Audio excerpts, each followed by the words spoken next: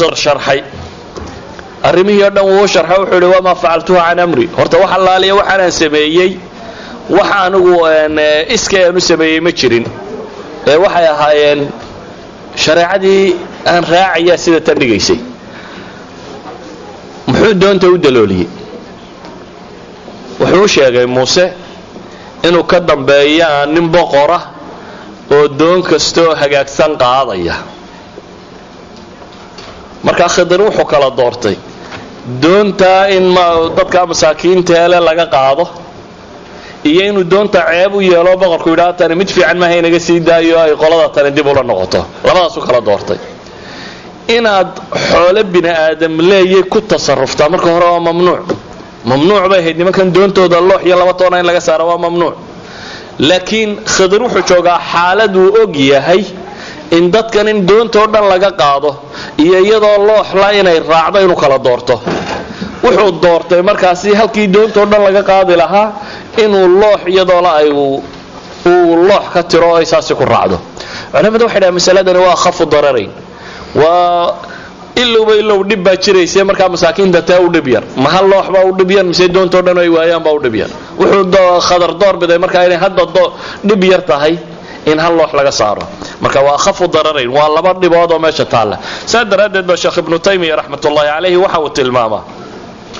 وهذا باب تعارض باب واسع جدا لا سيما في الأزمنة والأمكنة التي نقصت فيها آثار النبوة وخلافة النبوة فإن هذه المسائل تكثر فيها وكلما ازداد النقص ازدادت هذه المسائل ووجود ذلك من أسباب الفتنة بين الأمة فإنه إذا اختلطت الحسنات بسيئات ووقع الاشتباه والتلازم فأقوام قد ينظرون إلى الحسنات فيرجحون هذا الجانب وإن تضمن سيئات عظيمة وأقوام قد ينظرون إلى السيئات فيرجحون الجانب الآخر وإن ترك حسنات عظيمة والمتوسطون الذين ينظرون الأمرين ولا يبين لهم أو لأكثرهم مقدار المنفعة والمضرة على كل حال وهذا الدير وشيخ وانكسر نغلني وحاولي هي مركة تعارض كله يعني أدلة مركة إسكاكا خلافته dhibta meesha jirta ay dhib badan timaado waa baab aad u ballaaran buu leeyahay siiba waqtiyada iyo meelaha ay yaraata buu leeyahay raadadkii nabinimada iyo khilaafadii nabinimadu ay ka tagtay markastoo yani dadku diintu ka sii fogaadaba ijtibaaha kan uu sii tirabata waayo markastoo dadku mustaqiim noqdo oo toosnaado dhibtiisu way yaraataa markastoo dadka mushkiladiisu badato xalkuna wuxuu noqdaa wax adagoo qarjajac badan ay ku dhex jirayso oo aan noqonay ninkii saafiga ahaa ee dhanka quree tooska u soconayay sida daraad ayuu wuxuu leeyahay Sheekh Ibn Taymiyyah markastoo naqsiga kani uu ku dhaco bulshadatan su'aalahanina ama masaa'ilkana way tirabataan waana sababaha in badan keena buu leeyahay fitnada waayo dadka bad markay xasanada iyo sayi'adu isdhex galaan buu leeyahay dadka bad xasanadun baa u muuqato ay rajaxaan dadka badna sayi'adun baa u muuqato ay rajaxaan dadka badna qadiyada isu miisaamaano way eegeegaan saasi daraadeed waxa timaada tabayun ila araadu inay tirabadato marka aan leenahay ihtimaal khafi dararayn waxaynu tilmaamaynaa marka shariica la tabaqayo meel faadiya inta timaado ku tabaqamayso meel maran helimayso aan wax kale oo lina adiga taaduna ka socoto marka kitaabka la akhrinayo se meel faadiya helaysa adiga taadun ka socoto yani waxa kala nooc ah hadii kitaab aan masaajidka ka akhriyo oo sheekh noqdo kursiga fadhiya kursiga sheekh khadaana fadhiya nusuustu waa inaan isa saaray tijaha saxa ilaaday tilmaama laakiin waaqac hadii la isiraahdo ku tabaqa tuura badan bay yeelanaysaa waxaana tuuraha u yeelaya bulshada la rabo in lagu tabaqiyo intay diinta ka fogtay hadba inta waxa ay ka aaminsan tahay inta ay ku dhaqmayso inta gacan dabadeed ay ku jirto inta ay munaafiqiin leedahay inta ay dad saalixiin oo toosan leedahay inta ay dad samaha u gargaar leedahay inta ay dad xumaa u gargaar leedahay wax badan baa markaasi ka hor imanaya oo aan ahayn nusuustii muran kama yaalo sadaradeed marka la tilmaamayo khafu dararaynka markaynu sheegayno shariicadu wax darara ma wado waxay wado dhimo waa samo laakiin bulshada baa mashaakilkani ka imanaya u baahan in la xalilaa in la kala horeysiyo qawaacida marka baabka laga waramayo la tilmaamo waxa kamida qaacidada yiraahdaan مراعاة المآل واعتبار مآلات الأمور waxa markaa ku muuqdo inaad eegin ee adeegto waxa kan natiijada ka dhalanaysa muxuu noqonayaa maxaa ka dambeynaya maxay soo baxaysaa oo waa maxay inta aanad ficil fulinin inaad in badan ka fakarto natiijada ka dhalan karta waxay tahay tala nabigu salawaatu ullaahi wa salaamu alayhi Aisha wuxuu ku yiri lawla an qawmuka hadithu ahdi Aisha tolka hadaanay ahayn kuwa diinta ku cusub Quraysh yani hadaanay ahayn kuwa diinta ku cusub oo haduu diinta soo galay Kaabada waan dumin lahaa buu nabigu leeyahay oo dhulkaan la simin lahaa Kaabada dhulka way ka kacsantay mooyaane waa meel sare ayuu albaabku kaga yaalay yani dhulka in doora bay ka soo kacsantay marka nabigu wuxuu leeyahay Kaabada waan dumin lahaa dabeetana dhulkaan ka dhisi lahaa dabeetana laba albaab baan u sameyn lahaa in ay ka tagtay mushrikiintii carbeed markay dhisayeen yani Kaabada waqtigii Quraysheed oo nabiguna markaa dhowriya 20 jiriyaan wali rasuulba noqonin ayaa daad magaalada qaaday daadkii baa dhinac ka dumiyay Quraysh markaa waxay aqbashay inay Kaabada dumiyaan oo dib u dhisaan laakiin waxay ku heshiyeen xoolo xalaal ah inay ku dhisaan xoolo riba gashiya waxaasi xoolihii xalaasha iska heleen soo ururiyeen baa yaraaday intii ay Kaabadu ka dhisnayd bay gaari weyday marka waxay dhaahdeen aan ka yarayna hadaba Kaabadu waa qol yarday waa gurigaan intii ka yarayna bay dhaahdeen dhismaha nus bay ka tageen intan xijriga yar la yiraahdo dhinaca kaga wareegsan intan Kaabada ka mid ahay dabeetana intaasay ka soo guureen 6 foot 6 diraac bay dib u soo noqdeen oo ay ka jareen intii hadhay bay dhiseen kor bay u dhiseen waxay dhaahdeen meeshan sayid inagu control ninkii dooraaba aanu u gelin meel sarana aan ka dhigno albaab quranaanu yeelo furiisa haysano nabiguna markaa wuxuu leeyahay Aisha hadaan tolka imika soo islaamin Kaabada ba intaan dumiyo ayaan saas cusub dhigi lahaa oo qawaacidii nabi Ibraahim uu dhigay inta ka dhigo ayaan laba albaabna u sameyn lahaa mid laga galo iyo mid laga baxo ayaan u sameyn lahaa buu leeyahay nabigu muu yeelin muxuu yeelay wuxuu leeyahay waxaan ka cabsanayaa dadkan inay thawraan sameeyaan yani in la dumiyo oo sida loo dhisaa sidii sax ahayd laakiin haday khalkhal iyo rabshad keenayso sideedan baa iska ahaatade maradaanay inteedan ba ay Kaabadeedii ku ahaanayso sideedu nabigu u daayay salawaatu ullaahi wa salaamu alayhi idan ma'alat al-umur qadiyadu waxay ku gabagaboobaysaa u baahan in badan la eego midalan munaafiqiin baa nabiga la noolay rabshad badan Abdullah ibn Ubay baa joogay munaafiqa oo rabshad badan oo mashaakil badan u geystay muslimiinta حادثة الإفك نكي سمية بين أبورتك عاشة بينتك سمية غزوة بني المصطلق بركي جدا بيلا غصوا نغضي نكي وحيكو هاد لي سمن كلبك يأكلك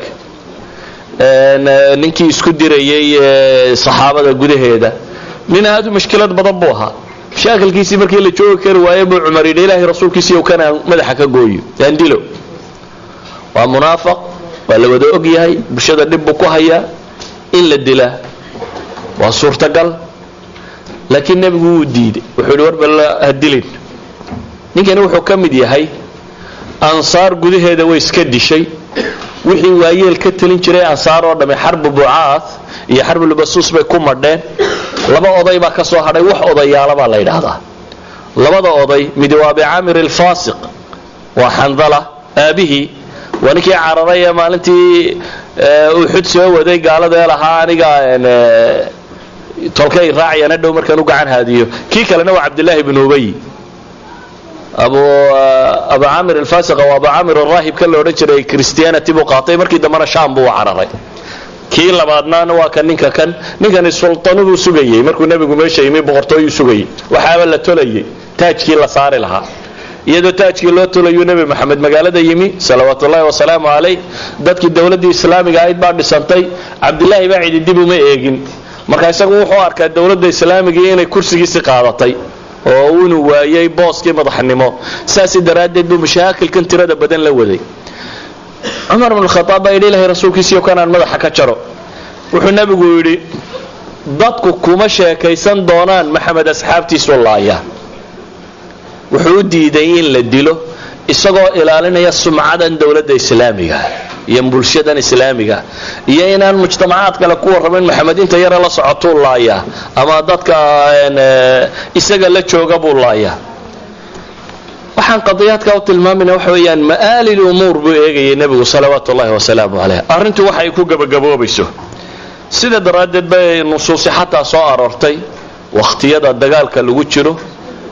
xuduudda ma lagu oogayaa meeshii gaalkiiyo muslim isku hayeen iyadoo ay suurtagaltay qofku hadduu daciifuliimaan yahay inuu baxsan karo oo dabeetana xagga kale uu gudbi karo qaacido kalay sheegaan culammadu oo ah taqdiimu alaham walawlaa asiyaasa sharciya waa arrimuhu siday u kala waaweyiin in loo kala horaysiiyo oo waataynu soo tilmaamnay qadaayaadku siday u kala muhiimsan yihiin sababooda may ku xidhnaan kartaa waxay ku xidhnaan kartaa wakhtiga iyo cidhiidhigiisa waxay ku xidhnaan kartaa awoodda iyo sidaad cajsi u tihiin ama aydan awood u haysanin waxay ku xidhnaan kartaa shayga iyo fadiiladiisa idan mar kastaba shaygu shaygan inuu ka fadli badan yahay ma keento in laga horumariyo ee marar bay keentaa masaa'il kale in laga horumariyo si kale haddaanu tilmaamo darfiga ama wakhtiga la nool yahay wax badan buu xadeeyaa qadaayaadku marna nusuus qura bay ku kala awlaysan yihiin oo marka shareecada si caama loo eego tawxiidka ugu horeeya arkaanul islaamka ku xiga saasay u kala horaysaa midna waa awlawiyaat nisbiya yani wax kale marka loo eega bay kala horaysaa oo ama wakhtiga la joogo ama awoodda la leeyahay iyo bulshadu itaalka ay leedahay iyo wixii la nooca nusuus quraanka iyo xadiidka ah in la tabaqaa oo bulshada lagu tabaqaa waxay u baahan tahay markaa aqoon tiro badan iyo awood tiro badan labadaba aqoon bay u baahan tahay oo waxa tabaqi kara runtii al-culamaa ar-rabbaaniyuun markase nadariga ay tahay lagu sharxayo masaajid gudihii ama dariska la jeedinaya ay hor fadhidaan ay tahay talibul ilmi kasto bartay markaasi waa akhri kara ama se waa jeedin kara laakiin markay tatbiiq iyo maamul noqoto ma fududa inkastoo dadka iskala fududahay Soomaaliduna hore u maamaado waxay yiraahdaan habar fadhida lagdiri wax kala fudud bay yiraahdeen yani laba qof oo lagdamaya hadaad aragto muu halka qabto laakiin hadaa adigu iskashaan oo lagdinta ku jirto inaad halkaaba haleelin baa laga yaabaa adigu marka kan sheegayso marka qofku marka aanu amalka isaga haynin oo gacantiisa ku jirin wax waliba waa la fududiyeen ama meesha laga eegay aad u fududay sida daraadeed aan tusaalayaal basiita bixiyo waa tusaalayaal fardiya laakiin bulshadana aan uga tusaale qaadan karno مثلا النبي صلوات الله وسلامه عليه نبا ويمي سواء على يوله هلكتو الى رسولك سوا هلاك سمي واغبتي بي رواياتك قاركود sheegayaan war maxaa dhacay baa la yidho wuxuu yidhi islaantaydi baan ramadaan u galmoodo wuxuu nabigu ku yidhi salawaatu ullaahi wasalaamu calayhi raqabo xore inta luqunta istaabtuu yidhi taa mid aan ahayn ma haysto ilaahay rasuulkiisiyo waxa la xoreeyaba ma haysto waxa lagu yidhi ninka kan waxaad soontaa shahrayn mutataabicayn laba bilood oo isku xiga soon wuxuu yidhi ma wadan soomi karayo ma naga islaanta ba isku lugo ilaahay ilaa wuxuu ka cawday wuxuu nabigu ku yidhi salawaatu ullaahi wasalaamu calayh 60 miskiin قودي oo sadaqa la bax bar madowba malihi buu yiri waxaan haystaa ma jiraan taatara iska fariistay ninkii nabiga iska aamus waxa la keenay sadaqa la wado sadaqadii markii la keenay ayuu nabigu ku yiri salawaatu ullaahi ta'ala ayna saay warmay ninkii wax weydiinay waa kan baa la yiri qaada buu yiri taasoo iska bixi يعني صدقة دارد هيسنين تنقضوا صدقة ابو يروس كبحي وهل بين لابتيها من افقر مني بيقول الى رسولك سيو مدينه لبديده بورود لبديده حرارات وما مدي فقير سما جوجا wax la siiyo buu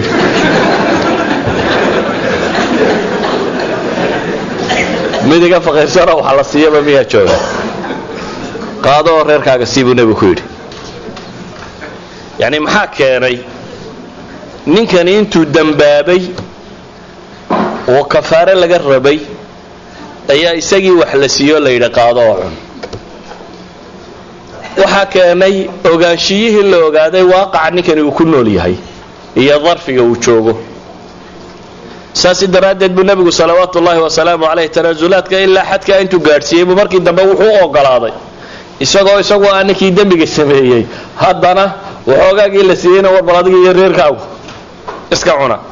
idan in naska la tabaqaa oo waaqaca markaa jooga lagu tabaqaa waxay u baahan tahay ijtihaad badan iyo aqoon badan iyo daraaso badan. aan masalo labaad tilmaamo. waxaa laga yaabaa salaada waynu wada naqaanaa, nusuusta qur-aanka iyo xadiidka ku soo aroortayna waynu naqaanaa, laakiin marka loo dhaadhaco awoodda qofka, qur-aanka ilahay wuxuu leeyahay laa yukallifu allahu nafsan ilaa wuscaha. shareecada waxaa mar kasta aynugu waajiba intaynu aweyno intaasaana islaamkiina saaraaya in la fuliyo ah. saa daraaddeed ayaa haddii qof maalan aanu istaagi karin maxaynu leenahay? ninkii yidhi isma taagi kara nebigu muxuu ku yidhi? salli qaacidan, adoo fadhiya tukaan la yidhi soo ma ahayn? ka warran haddaan akhriyo nusuustii sheegaysay salaadu istaagu inuu rukun ka mid yahay arkaanta salaada ka mida, salaad la-aantuna rukunkaasi inaanay asaxin. nusuusta haddaynu isku akhrino ka warran, waa sax nusuustu, waana ka mid, mana asaxda la-aanteed, laakiin kani wuu awoodi waayo way ka dhacday. bulshadu waxay awoodi weydo way ka dhacaysaa shareecadu. bulshadu waxay awoodi weyde kasta way ka dhacaysaa. idan waxa ay ku xidhantahay in la garan karo daaqada bini aadamka ku hortaagan inta uu yahay, awoodiisu intuu yahay, inta uu qaadi karo, inta uu xamili karo. sidaa awgeed nabiga salawaatu ullaahi wasalaamu calayh ayaa gabadhi u timi iyadoo ashtakoonayso ninkeeda ka ashtakoonaysa. dhowr masalay sheegtay. waxay sheegtay inuu dilo, waxay kaloo sheegtay inaanu ogolayn inay soonto oo soonkana ka jabiyo, waxay kaloo sheegtay salaada subaxna inaanu si fiican u kicin. saxaabiga caynkaa la sheegayaana jalsadii nebigu fadhiya waa safwan ibn al-mu'attal meeshuu fadhiya. xadiiska abi daawud buu ku yaalla, waa xadiis saxiixa. war safwan bal warran baa la yidhi. wuxuu yidhi kow ilaahay rasuulkiisiiyow laba suuradood oo qur-aanku aan aqaano unbay mar kasta igaga tukataa. anna waxaan ku idhi labadanna anigaa ku tukanaya, adu qur-aan badan baad taqaanaaye qur-aanka kale ku tuko.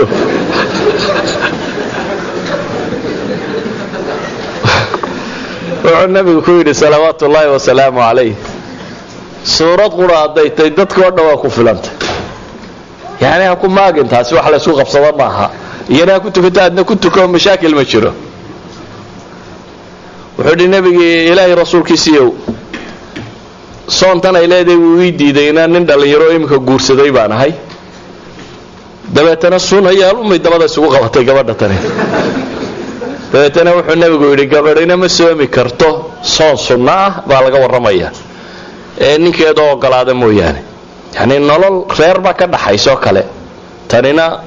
inay ateecdo qadiyadda ku ateecdana waa waajibaadka reerkaba loo samaystay. tanna waa soon sunno ah. soonta sunnii mid la isla waafaqay waa inay noqotaa. saa daraaddeed buu nebigu yidhi gabadhina ma soomi karto